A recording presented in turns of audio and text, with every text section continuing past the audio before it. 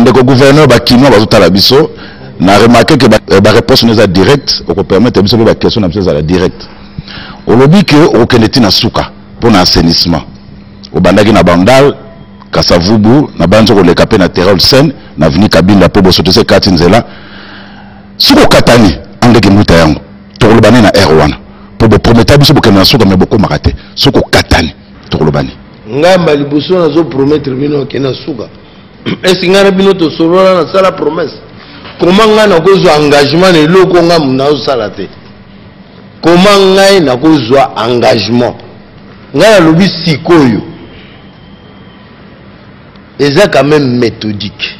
Avant de lancer, na bengisi bana Kinshasa, na lobeli bango officiellement que maintenant na lancé assainissement ya ville. Et ça quand la station, la station on 61 na 9 communes. Lancement tout ça là pendant qu'on couvrir ville Mobimba. Bomoni même ba Carrefour la ville. Je crois que les robots tamboli mo muke na ba Carrefour bomoni de ba topé ba kombola. Ngape na zui pe ko kombola ngote po moi caniveau et bima et longoma bosoto moi propriété zone. Donc la campagne to lancée na ebsibino boye na kokata na te. Ezate ke pano na kabinda ba oleka te ba koleka. 30 véhicules mobilisés pour ça. Moussou c'est biso moko, moussou tozo loué. Et le bino boyebite pour tambola raté. Mokola leo azolo banayo. Simanzela kende place oyo toboka matiti. Nzelo Union européenne sala po ekoma na décharge et katani en deux parties. Leo ngana azolo ba topesi mo solo bazo bongisa nzela wana. Donc eza loko mokote zaka ko kombola te place ko boka kuna et où te poser problème. Il y a 11 mois par exemple bana ntisa ba mona ke te diminuer évacuation bazo luka auto benga voie de ya déviation pour quand même ba camion tandami kuna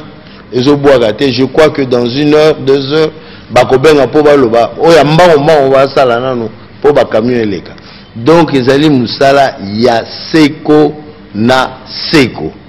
eko senga musole belé puisque pour couvrir toute la ville pas moins de 500 véhicules to banokende progressivement mais ko kata na lisusu te. Ba question bandeko ba tuni ndeko gouverneur etindi biso to lever à santé na ville ya Kinshasa, santé ya bakinois. To moni week-end de leki pour ce lega ki liboso bengisa ki bato na salo esika tozali pour na ko annoncer que Kinshasa eza kozwa centre ya dialyse et week-end to mona kiyo ko inaugurer centre de dialyse ona. To ngi expliquer un peu de pédagogie, expliquer na bakinois pour na nini gouvernement provincial et kanisi ko sala dialyse alors que ba malaria, ba typhoïde nde bande komsu bazoloba ezo régner aucun musika na dialyse pe banani bakoki kokende kuna na condition nini. Malaria atana 5000 francs okolega na pharmacie sombi comprimé moni malaria esili. Ngana zaka contre makamba ba moustiquaire. Pour ne to fandi asoto ngi to se protéger contre malaria to tche moustiquaire na nani. Wana kusatake na conséquence. Malaria ezali conséquence ya bosoto oyo botaka insecte oyo yaka ko piquer, mais il faut s'attaquer na cause yango yango tozonga na assainissement au moins ba 30 millions ana ba 25 millions oyo bazozwa pona osomba moustiquaire. Il fallait ba permettre ça la assainissement et c'est ça bosoto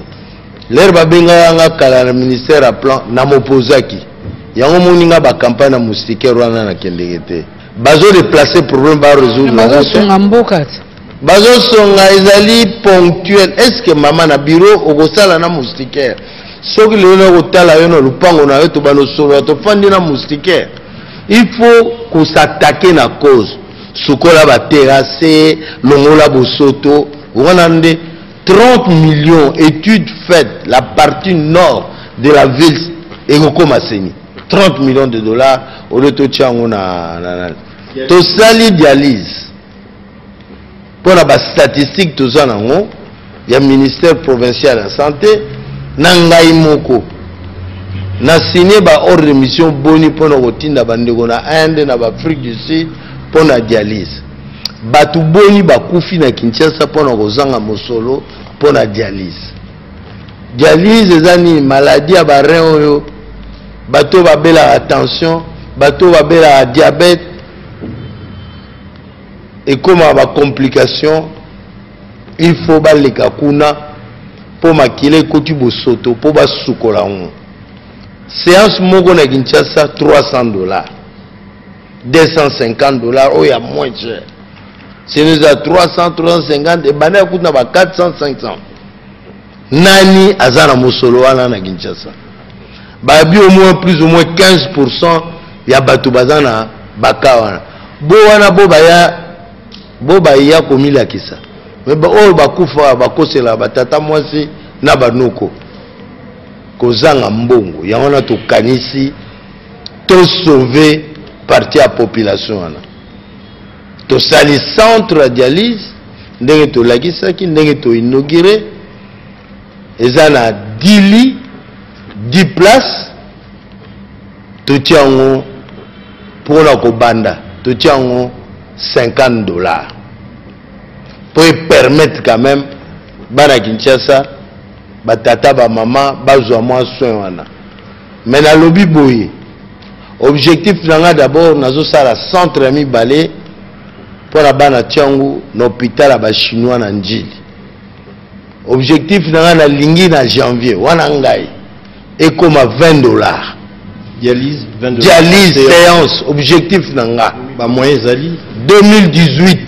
tozotala nanu ndenge to ko mais wana chango ken électorat na yo hein na wana mama yemo comme $20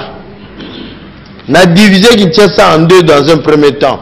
mama eza mutuya ndenge moni fani mais wana osali ki gouverner au Père Noël te parce que tant yo ko tiango $50 to $20 oyebi ki rumela te ko kanga po na Kinshasa wa bato asungaka te to moni otia wa appel au financement ti robelo lembi conséquence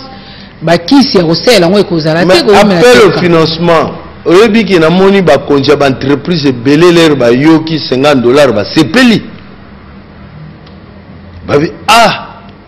ngai pana ngai na otanga komota ba entreprise ngai pana nga au moins par an 30-40 bakendeke biloko ya dialyse wana na biole bokende bwa musolo pamba boya appel wana eza pona ba intrant biloko yo kotaka po basala examen wana mais na ndenge nazoyebisa na mokola lelo toza na 2016 tokende ti na 2017 mais tobongisi pe que l'air bana Kinshasa bamela mwa bière l'air boliaka mwa sucre l'air botonga mwa ndako bosombaka sima na kati wana mwa taxe moko ezali ya consommation taxe wana te bafutaka yango déjà eza te tozobakisa taxe azobanga na kati ofutamaka wana totie mwa quotité moko chaque sanza ezokota esala caisse moko po l'air bakokonsome 6 mois bakomande l'air va consommer 6 mois va commander na kanisi simalanga oya o remplacer nga pona osunga akolongola mwa mayele to tiete so bozu ata 500 millions ya brasserie bozu ata 50 millions chaque mois 50 millions multiplié par 12 au moins mosole pesi so bozu mwa ndamu pe 30 millions na sucre bozu mwa 20 millions na lobaki suzu le ciment moins que beaucoup on a 100 millions chaque mois l'herbe comme 12 mois après vous en a 1 milliard 200 millions beaucoup commandé chaque mois les autres continuent donc non seulement tout ça les appelle le financement mais biso mokopé to mi bongisi na ndenge ke centre de dialyse wana d'abord kaka na 2012 l'heure 2016 awa lokola to sali commande non seulement toko bakisa so bambeto 10 na mama yemo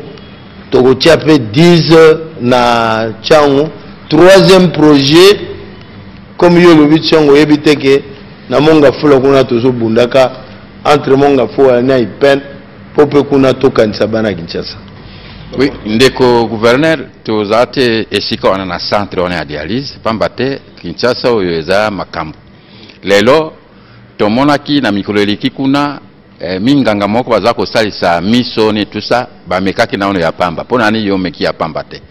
Po soki totali $20 $50 eza na basusu baza na yango te lelo na Kinshasa. Na meki ya pamba te na ebisi sikoyo ba millions de dollars ekufi wana ba millions de dollars musu faut ezalaka po etambola na entretien nango omoni ndenge eza wana snel epesa courant te régie des eaux epesa mai te même groupe oyo batie wana esala te baza na autonomie à 8 heures donc hors dialyse eduraka 4 heures ozomona autonomie wana ifo tobatela yango mpo na yango ifo mosolo ezala mosolo ezala oyebi ke oyeba sukoli makila nyonso bautilize bafiltre basinga nyonso wana il faut babwaka il faut mosusu asika esengaka même mosolo mpenza na kati boyoki rapport boyoki lelo baza combien bolekaka botala na possibilité à 30 lelo baye 48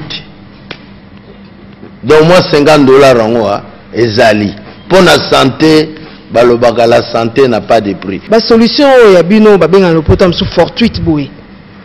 Est-ce que ekokitsa bato motema ndeko André Kimbuta? Ba volé mi balé. Na comprendre. Bato ba telemeli yango na bengi démocratie.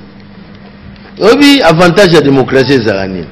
Nga na pesi idée yo contredire na discussion na lumière ebimi nzelo ba bengi consensus ebimi. Sur le comique à la voix unique, ils ont le rôle de la mouka. Au bout, car au bout de Mozo, déjà un père. Kokolo a un père. Pensée unique, c'est mauvais. C'est pourquoi en démocratie, il faut quand même contradiction pesale. Constitution réglée, continuité à chef de l'État. Qui nous a remplacé. Oyebi parti politique ne se basala objectif na ozani moko ezani conquête ya pouvoir ezate lokola texte est réglé ba on peut ba fani na bango ba na poso ko remplacer président Kabila yango na pe ba préparer mo ba militant na bango ba tikala na position de yakaka ya ko remplacer président Kabila musala na biso ezolo ba boye o biso tolingi mboke kene bien boko remplacer président Kabila, bosse de la belle élection. Na loba to patienta 3 ans après sans cité. To ko patienter moula monte. Nzala 99 jours ba ya mona zoyat. Donc no pese bele sa ba mu kolomo ko ale lobi na ngoto ale nzala ye. Mama. Nyoso za ko loba te me po ba kino ba yeba fo yebisa bango. Nzala na pasi wana bomona ba mesure impopulaire par rapport au gouvernement na zoaka pour la même population. Gouvernement il lobi be futam pa ko bonga na longoli. Gouvernement lobi sala bonga na sali. Nyonso wana na ko sala po na pasi ya bakinois. Pasi wana etinda kingai ler mokoza mo lobi na ngai. Ndenge ni to sala po ba fêter les kamalamu tout ça n'a rien à voir avec les 19 ans. Rien. Parce que oyo ka penza réponse. Na sala réflexion to sala na gouvernement nanga na kende na ngwe pa mokonzi mboka aleli yango je crois mbala moko bo gouverneur à banque centrale azakoloba alobela kiango réflexion wana utaki na gouvernement provincial ba mesure te proposer ça n'a rien à voir na un jour aux 99. On a na loba na ko ba concrètement ba prier là te lobi peut tracasserie et si là moi je vous parle contrôle nyoso ezala DGI ezala office ezala nini na ba DGR ka nyoso contrôle est interdit pour contrôler au mini comme à tracasserie yango wana to arriver na ba mesure wana to sengi pe mokonzi banque centrale asala makasi asuzwa à supporter l'importation. Donc, 1. Suspension à TVA. Mais pesa biso tata le kolo fufu comme na yangwana zelate bakinois bofongola miso moi cadeau à bonne année gosuka na bonne année te. Dans un premier temps ils ont kendeti na mois de mars sac à l'eau solongo na $58 et commis na $38 sac à l'eau il y a 50 kilos poulet nazo pesa po ezaba bino mo webi poids 16 poids 15 poulet elongwe 3,60 par kilo $3,60 par kilo et commis à 2,10 par kilo donc poids 10 ils ont $21 vous comprendre donc il faut prendre le poids multiplié par le poids unité par le prix unitaire par kilo poulet 2,10 oh le bapiso e bandam ko nini hein et c'est bandit yango nazo communiquer ba prix on tozo si ça tozo kota pour contrôler là na aussi ça viande carton à 20 kilos et longue $85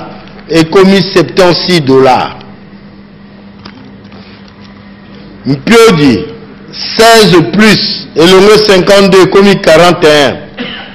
18 plus et longue 59 et commis 47 20 plus et longue 63 et commis $49 voilà moi effort gouvernement sali et kola fufu pardon et kola fufu ezali na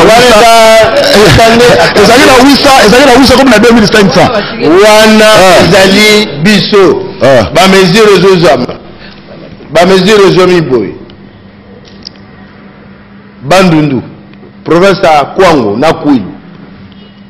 et uta ape kota Kasai na nani ba mesure wana et ces zomi les zomi pona nini na taxe ba bakisala nanu wana taxe wana est suspendue na ibisi bino ezana ba DGRK na ba nani wana mais je ne peux pas communiquer directement pour ezali en principe par le ministère de l'économie ce va passer na e oh parce que j'étais délégué à aller négocier avec la FEC yangwana on obtenir na ba grossiste yangwana na ko yebisa bana ntseza bo fongola miso il y a des commissionnaires qui ne vivent que de ça et ça $48 $38 sac à l'osso ya ko kanisa ke ko sila ko bloquer pour kotekela bino na ba plan lokuta mon carte à unité qui dit crédit unité te balia la carte te bala ngala taliganga ngana na bunani na 4 produits wana loso mpiodi soso na mwavia ndeko gouverneur na mutuna moko ya suka likama bawewa ndeko gouverneur batu nyonso to ata mwana botami sika yebi ke gouverneur Kinshasa ezali André Kimbuta yango pona nini soki général Kanyama azui décision pona bawewa na ba 207 o bakino basi babaye yango yo soko sala mobembo ye o casser yango sans autre forme de procès oso mona teko oso bimse ridicule d'abord likamolobi eza lukuta soki général Kanyama azui mesure ngana kasango mesure nyonso général Kanyama akozwa na Kinshasa il faut ezala na accord na ngai il est membre du comité provincial de sécurité donc akozwa mesure en dehors ya comité de sécurité te mesure wana pe Kanyama zwaki ye moko te ponga nazalaki te solo mazwaki ye moko te mesure wana amemaki yango na comité national de sécurité et kuna ba prouvaki yango wana Kanyama annonçaki il n'a pas fait de l'anarchie kuna nde batiaki ba paramètres nyonso te lerenga na ye nazwi cahier de charge ya bawewa na examiner yango na memi yango na comité national place Kanyama kende ko proposer de examiner na pesi ba contre proposition na moni que ça raisonnable au lieu de 18h ezala 20h parce que 18h baninga basisi misala bazoluka pe bazonga ba quartier musu eza penza accessible na ba mituka te donc na tenir compte ya ba difficulté ya ba kinois nyonso yangwana nakoki kozwa ba mesure te pour casser kanyama non ba mesure ezwamaka na comité provincial de sécurité ekozala la général Kanyama ekozala la commandant région ekozala la redoc ekozala batu nyonso bana kati ekozala procureur parce que ba procureur nyonso mibale près de la cour d'appel bazali na kati ya comité donc ekouta partout